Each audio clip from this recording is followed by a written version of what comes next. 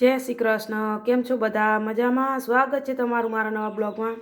તો આજે આપણે બનાવીશું ઘરે જ કચરિયું.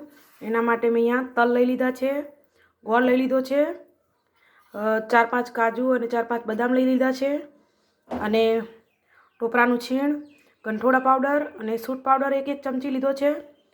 તો સૌ પહેલાં આપણે મિક્સર જારમાં તલ લઈ લઈશું.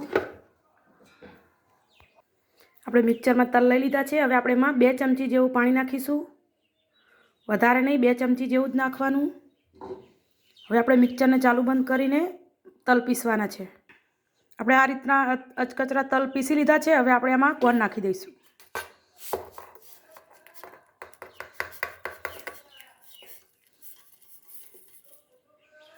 ઢાંકણ બંધ કરીને ફરીથી આપણે પીસીશું. આપણે ગોળને બધું ભેગું કરીને આ રીતે પીસી લીધું છે. હવે આપણે જે બદામ રાખી હતી એ નાખી દઈશું.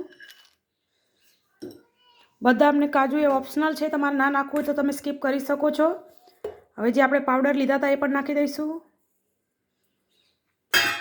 અને ફરીથી મિક્સર ચાલુ કરીને આપણે પીસીશું. આપણું કચરિયું તૈયાર થઈ ગયું છે. ચલો આપણે એને એક વાસણમાં કાઢી લઈએ. તો તૈયાર છે. શિયાળામાં ખાવાની મજા જ પડી જાય એવું આપણું કચરિયું. તમે જોઈ શકો છો, એકદમ જેવું બજારમાં મળે એવું બન્યું છે. આપણે પાણી નાખ્યું એનાથી તલ એકદમ વધારે નહીં પીસાઈ જાય, એટલે પાણી 2 ચમચી જેવું નાખો તમે, એટલે વધારે તલ ના પીસાય. જો આપણે પાણી નાખ્યા વગર બનાવીએ તો એ તલ વધારે પીસાઈ જતા હોય છે અને કચરિયું આવું નથી બનતું.